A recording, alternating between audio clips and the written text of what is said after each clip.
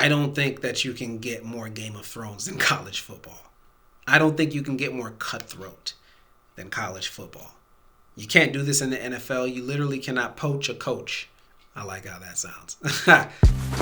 What's going on, everybody? My name is Daniel Gusson. This is Multi-Hyphenate AF.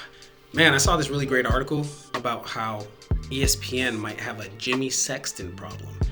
I haven't made any comments about the Lane Kiffin scenario. I did kind of mention it offhand when I made my video, the LSU versus Oklahoma game, but saw this really great video about Lane Kiffin and Jimmy Sexton, and how Jimmy Sexton basically is the agent of so many of the top guys in college football, and how because of that, he kind of owns the sport. He's able to shun certain teams and make certain teams wait on him and wait on his guys and overpay for his guys. And now it's gone as far as these guys on the college game day desk are starting to repeat those same talking points that Kiffin's got about how he just wants to be there for his players and he just wants to be there to coach his guys, and how every other coach in America believes he should be able to coach his guys, and how really the biggest issue here is college football's calendar. Nick Saban is saying it, and Kirk Herbstreit is saying it. And it just goes to show you that you can really dress anybody up and put them in a suit and put a bunch of people behind them, a crowd behind them, and get the crowd roaring. But if you listen to those people, you'll hear nothing. You'll hear lies. I remember when I was in college and I was playing college football, my first stop, I played at 3 different schools. I played at the University of Nebraska at Kearney in 2006, and then I played at Dodge City Community College, and then I walked on at FIU. I tore my ACL out there, ACL, meniscus, and that's when my football career ended. I actually tried after that. I went back and started training and tried to get back and do a tryout for the AFL. But I think I had lost a step at that point just based on my recovery and whatnot, and, my physical, where I was. But I remember having an exit meeting with one of my coaches, my football coaches, at the University of Nebraska at Kearney. And I think one of my issues back then was I didn't really know how to play the game, the politics game. I didn't know what to say, when not to say, what to say, etc. And I didn't really have people to call and to talk about things like exit meetings. And I didn't know how to look ahead at the next year. I would always think about then and now. Am I playing? Am I happy? What do I want? And it's a selfish way to think, but I think it's common. And I think for a young man to not think like that, they've got to have really great people in their corner advising them of the long game and whatnot, or at least raising them up in that way so that they know to grow where they're planted and to finish what they've started. And I remember having this meeting with my coach, and his name was Crocker, Coach Crocker. And I remember I pissed him off something serious when I said, he was asking me if I was going to stay at the school after my first year. And I remember being disgruntled because they didn't let me play that first year. They redshirted me, and I felt like they shouldn't have done that because I knew it and I knew they knew it, but I was the most talented corner that they had there at the time. But I didn't understand why they were letting these other guys play at the time. Now, looking back, yeah, I totally understand it. Those guys were seniors. One of them was a 5th-year senior. And so it was a politics of it all, like that guy's been here, that guy's going to get his shot. And I just remember being hot-headed and just coming in like, listen, I'm coming here to play. I ain't coming here to stick around for more than 4 years. I'm about to play, man. That's what I'm here for. I'm going to play, and I'm going to be that one guy that make it from college football and gets to the NFL. All right? And I remember being in a meeting with my coach, and he was asking me if I was going to stay. And I remember telling him, Coach, I've been praying about this, and I decided that I was going to leave because I wanted to try to go Division I. And he started coming back at me like, why would you do that? And I remember saying to him that, like, I almost feel like I'm back in it now. And I remember responding to him and saying, I feel like that's what's best for me. And I have friends who are playing Division I right now, friends who I competed with in high school, who I was better than in high school. I had a lot of room to grow because I just started playing football in the 9th grade. I was always a basketball player. And so I wasn't done developing as a ball player. And so I believe that's why I ended up going to Division two, because I really felt like I had more room to grow. Anyways, I said to him, I said, Coach, listen, and in all honesty, and in all fairness, if the NFL came calling and offering you an opportunity right now, I wholeheartedly believe you would leave us in the middle of the season. And that pissed him off something serious. He kicked me out of his office. I had already torn my meniscus there at the school when I said it. And after that conversation, they no longer allowed me to get trained, to get like the physical therapy at the school. They kicked me out of the program, essentially. And and like, so I tell that story to say this. I don't I don't personally have any like animosity towards Lane Kiffin for going to LSU. I do think the system is a mess. The fact that these coaches literally need to jump ship at the end of the year, at the end of the regular season year. And it's easier if you're just going to a regular Pop-Tart bowl game or something like that. But like, if you're going to the playoffs, it's like, whoa, he's leaving? I remember when I first heard that Lane Kiffin might not be able to coach, I was like, what? He's in the playoffs, ain't it? And so, like, I don't have an issue with him making the decision that he wants to be at LSU. What I don't like about this is it goes to show you that the coaches, like let's be real. I'm an adult, all right? I'm 37 years old. The coaches who are coaching these programs are adults. This is a job. This is a job. This is a career. For a lot of these coaches, a lot of people don't really want to be honest about that, but not everybody's going to be Nick Saban. It's impossible. There's only one championship to go around. Not everybody's going to be Nick Saban. As a matter of fact, nobody is going to ever be Nick Saban. And maybe Lane Kiffin believes that him being at LSU will allow him the opportunity to genuinely be Nick Saban and to go back to back to back to back. Not one, not two, not three, not four, not five. And so if you believe that, going to LSU, going to this other program, this other place is what's best for you, it's hard not to go do that. I felt like I needed to do it. I felt like I really needed to try to go D1 because in my mind, I thought I was looking at the long game, and the long game to me was, hey man, you if you're gonna get to the NFL, you got to be in Division I. Looking back, I wish I would have handled it differently. I wish I would have stayed, played at least one season. That way, I would have had game tape to prove what I can do. But I couldn't get any of my practice tape because I told them ahead of schedule that I was gonna leave. So had I been gathering all my practice tape from jump, I'd have been able to cut up my own reel, go to the next school, do this, that, and the third. I couldn't do that, though, because players aren't in control of their own destiny, so to speak. A coach is always going to be in more control of your destiny because coaches are going to talk to coaches, and they're going to be able to let each other know what they want to say. And if they want to kind of shit on you and say this, that, and the third about you, they can do that. And so this is my take. This is what I want to say. This is a playful take. But I find it so interesting that Lane Kiffin is now at LSU. He's gone from Alabama to Tennessee, and then USC, and then Oakland Raiders, and then FAU, and then Ole Miss. And all he has to show for himself as of now, for now, is what they are calling a historic season at Ole Miss. it's historic. It's cool that you got to the playoffs, but it's not historic if you don't finish. And Conference USA Championship at FAU, if I'm not mistaken. And so let me just try to rattle this off real quick. Here's my thing, right? The young men don't matter. That's what I don't like about what College Game Day is doing. You can dress these guys up in suits. Nick Saban's got all this, I should call him Nick Capin.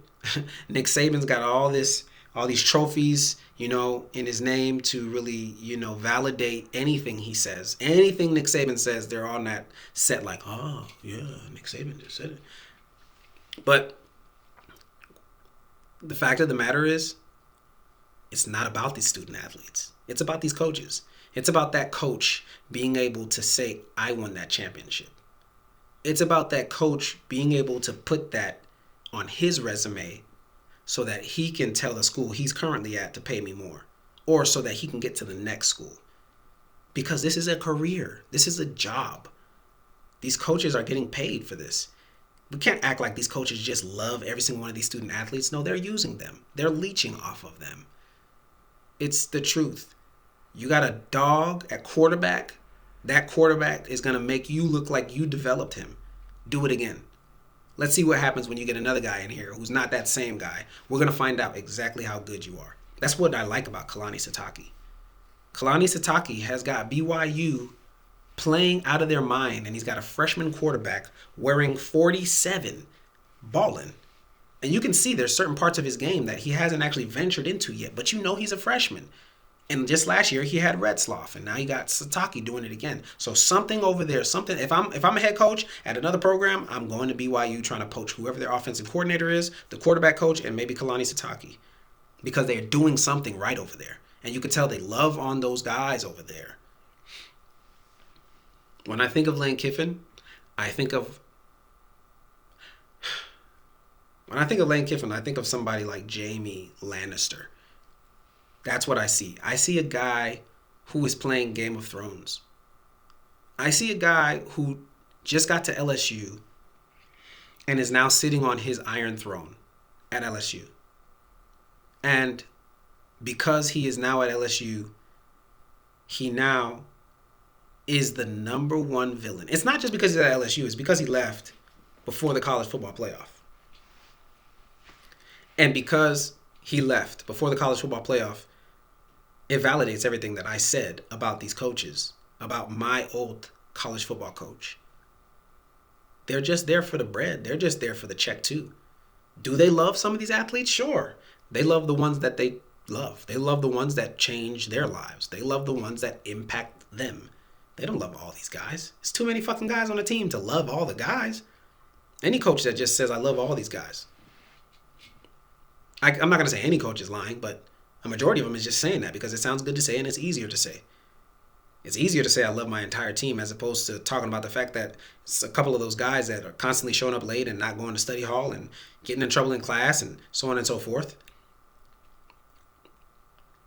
These coaches are focused on results. They're focused on winning. And they're focused on getting as much money as possible and squeezing the damn juice out of college football. When I think about the fact that the University of Florida paid John Summerall only $7.5 million, I don't like the fact that we got John Summerall because I don't know him, but I'm going to get to know him. But I do think it was wise of the University of Florida to not outkick their coverage, to not blow their load on how much money they want to give Lane Kiffin. Because if you choose to give a guy $7.5 million and he says, I'll do that to be at the University of Florida, it also means that there's a lot more money to invest in the program. There's a lot more money to invest in these guys. And I hope that Summerall understands that. I hope that's something that they discussed. And as I wrap this up, I'll just wrap it up by saying, I don't think that you can get more Game of Thrones than college football. I don't think you can get more cutthroat than college football. You can't do this in the NFL. You literally cannot poach a coach. I like how that sounds. You can't poach a coach. Not in the middle of the season. Not at the end of the season. That coach got a contract and he going to be there unless he get fired or traded. But in college football, they constantly want to talk about the players. The coaches constantly want to say the players need to do this. These players get to go here and go there. Nick Saban talks about it all the time. There needs to be rules. Nick Saban stopped coaching because he couldn't control the scenario anymore. All the while, the coaches get to do whatever the fuck they want to. And I think that's a mess because these coaches need to be the first example. You need to be the example. You're the one talking to my mom and my dad, telling them how you're proud of what I did in high school and how you want to help me extend my career and how you want to help me grow into the man you believe I can be. But the moment you get a chance to go to LSU to coach some other kids that you feel like are going to be better for you and your longevity, you're gone. And in some ways, I got to say that I understand it because let's be real. Life, in a lot of ways, is about figuring out how to survive. And for some of these coaches, once they get that new contract, it's too new for you to fire me. Let's be real. People keep saying that Lane Kiffin's going to get a statue of himself at Ole Miss if he stays there. Why not have your statue at LSU instead? Lane Kiffin sees LSU as an Alabama, and he sees an opportunity right now where he can take college football by storm for the next 10 years and potentially win 4 or 5 championships at LSU and become the one coach who's done that much at LSU, become the Bear Bryant of LSU. Lane Kiffin probably feels like he can get his name on that stadium at LSU. And there's a possibility. He can absolutely, potentially make that happen. Me personally, I don't think it's going to happen. I think Lane Kiffin's a good coach, and I think he's going to have the budget to get other great coaches over there. But it doesn't mean that LSU is going to win another championship, because it doesn't mean that they're going to find another Jamar Chase, Justin Jefferson, and Joe Burrow all at the same time. Hell, Joe Burrow came from Ohio State, so really, when it boils down to it, he wasn't even at LSU that whole time. Anyways, listen. I just wanted to comment on this because I've sat away from this story for a bit. Didn't really make a specific video about it. And, I made my statements about Florida football in my video for that I talked about for the FSU versus Florida game. But I haven't ever actually given my personal take, my Game of Thrones analogy, which I really liked. And, that's why I felt like I wanted to make this video, because I see it as somebody who's collecting as many heads as possible, as many trophies as possible. What's that character on Marvel that's got all the rings? Voltron or something? No, not Voltron. I forget his name. The purple dude, the gems or whatever. It's trippy. And unfortunately, these young men are kind of the bait, dangling. They're just dangling bait, and these young men are the bait, and these coaches just come in and they're just fishing for their own opportunities. I just want to say this. If you're a young man and you're looking for your opportunity, you got to go to the school that you want to go to. Yes, the coach matters, but your future is based on your decisions and the opportunities that you create for yourself. And it's sad to think that may not have anything to do with the coach. Because it's not that scenario in every school. Certain schools, it's not like that. Certain schools, the right coach is there, and they're investing in those young men the right way. But that damn sure ain't Lane Kiffin. Had to bring back the old nickname, Lane Kiffin. Guys, if you got to this part of the video, I appreciate you, because you could literally be on YouTube watching any other video. But for some reason, you're watching this one, and that means a lot to me. It does. It does. It means so much, dog. Damn. I appreciate you. But I appreciate you 10 times more if you decided to hit that subscribe button. It would mean so much to me, genuinely. My goal was to hit 10,000 by the end of the year. It don't really look like that's going to happen, because I'm at like 5,347. And we're already in December. So that's not going to happen. But you can help me get closer. And I would appreciate that. Peace.